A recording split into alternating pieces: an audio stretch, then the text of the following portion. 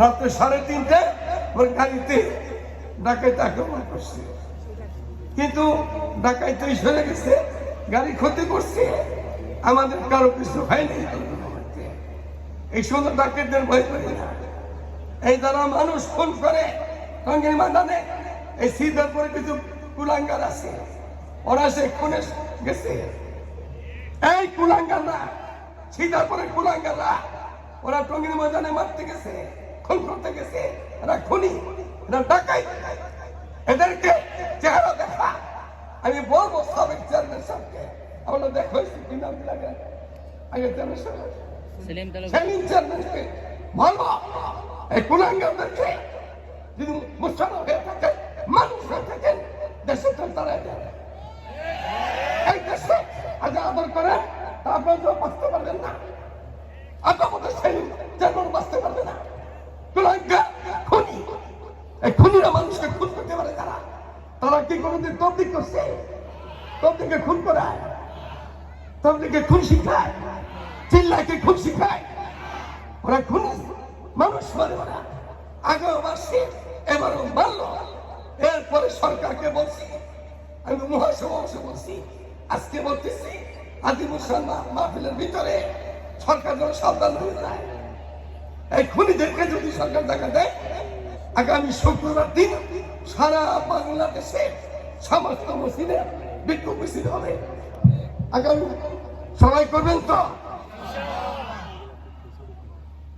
সারা বাংলাদেশে আগামী 21 তারিখে সারা বাংলাদেশের উলামায়ে কেরাম জায়গা এখনো বলা হয়নি। এই উলামায়ে কেরামের সুদীজনে মহাসম্মেলন হবে। এর ভিতরে সরকার যদি খুনিদের হত্যা হইল, অস্ত্রী পুলিশ অস্ত্রী, আর পোলা ওসামা, আর বোন জামাই, ওসামার মেয়ের জামাই, কি এই তিনটা ধরা করছে। এই খুনিদের যদি না ধরে সরকার, সরকারকে ধরা হবে। কেমন সরকার দেখবো আমরা? খুনি হাসিনা এই দেশ থেকে পলায় আসছে। তোমরা কিন্তু এই দেশের মালিক না, মালিক মুসলমান। এই দেশে মালিক আলেম ওলামারা, পীর দরবেশরা, মুসল্লিরা মালিক হইল উলামায়ে কেরাম, সুদীজন। আমরা ওই কোনো নাস্তিক করতে দেশের মালিক না। সরকার আমাদেরকে খেদমত করবে। সরকারি অবস্থাতে হাজার হাজার কোটি টাকা খুন করছে, গমন করছে, দেশ উজাড় করে দিয়া বলে ভাগছে। একদা সরকার হইয়া সাবধানের সরকার হইল বাংলাদেশ। এই দেশকে মালিক হেফাজতের কুদরত দিয়া তিন দিকে শত্রু। এদেশের তিন দিকে কি শত্রু?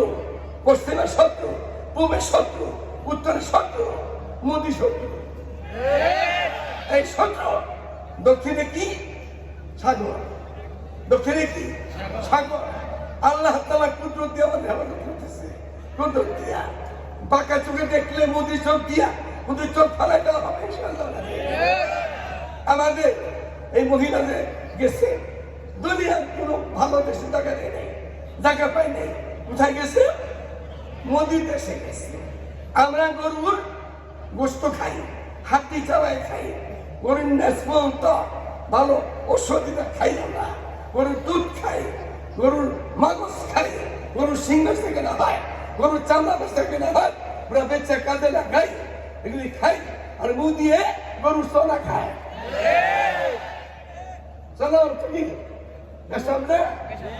পেশাব খায়, আবার গোবর খায়। গোবর অর্থ কি? পায়খানা। তাহলে মুখ দিয়ে চনা খায়, গোবর খায়, গরু খায় না। কত বেশ কর সন্তানের পেশাব গোসল কমানো নিচ্ছি। চনা খায় আর মুখ খায়। এখন আমাদের বেটি কি সুন্দর দেয় বৈরি, সেখানে বেটির নাই স্বামী, আর বুড়ার নাই ওই ঠাকুর, বুড়ার নাই বউ, ঠাকুর বুড়ার বউ নাই, আমাকে বেটির স্বামী নাই। কি সুন্দর পয়সা দেয়। এখন খুন কইরা বইস, গম কইরা বইস, মানুষ মেরা বইস। তোমাদের খবর আছে আগামী দিনে আওয়ামী লীগের লোক এখানেও বহুত আছে। সব তো খারাপ না। তবা করে ভালো হয়ে যাও, তবা করে ভালো হয়ে যাও। বদমাসি দা করছো আর কইরো না বদমাসি। করলে তোমাদের নাম নিশানো বাংলার মাটিতে থাকবে না।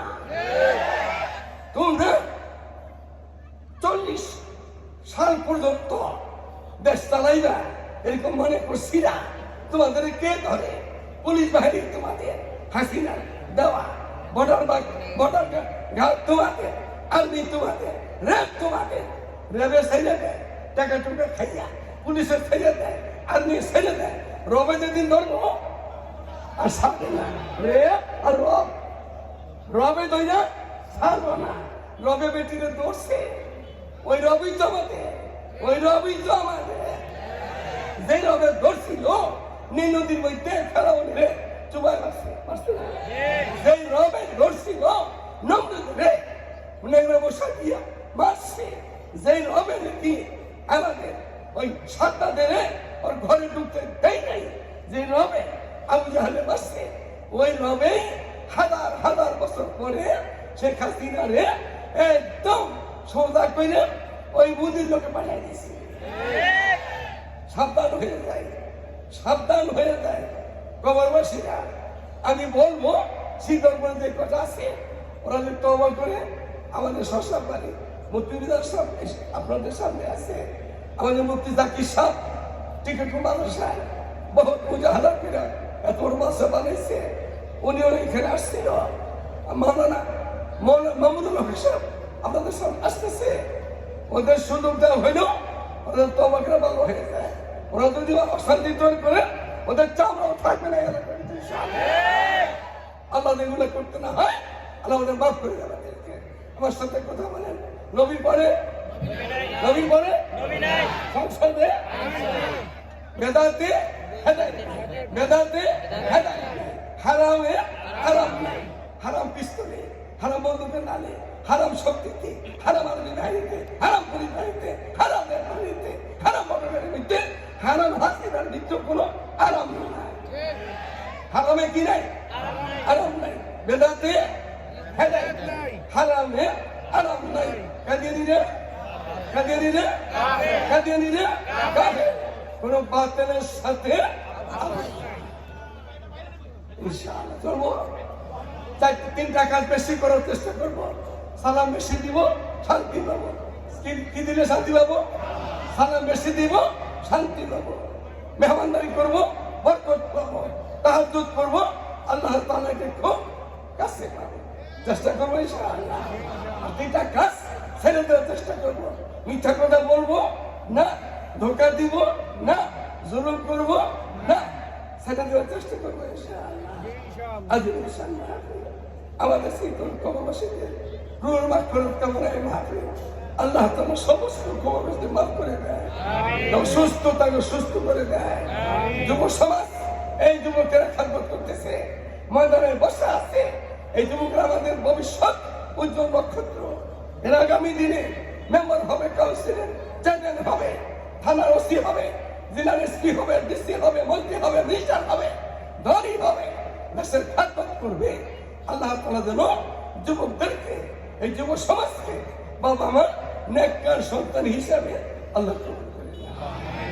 তোমাদের জন্য খুব স্কুল কলেজগুলো সুন্দর হবে, মাদ্রাসা মসজিদগুলো সুন্দর হবে। তোমাদের চরিত্র যদি ভালো করো, জুলুম করো না। জালেমের জুলুমের ফল ভালো হয় না। আল্লাহ তাআলা মাসবাকে কবুল করে। আমাদের মুফতি সাহেব সুবহানাল্লাহ, মুফতি মিজাজ সাহেব আবার আজিজ, উনি এখন বয়ান করবেন।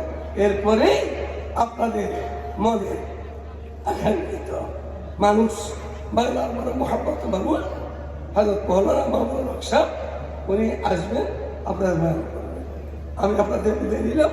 আসসালামু আলাইকুম ওয়া রাহমাতুল্লাহি।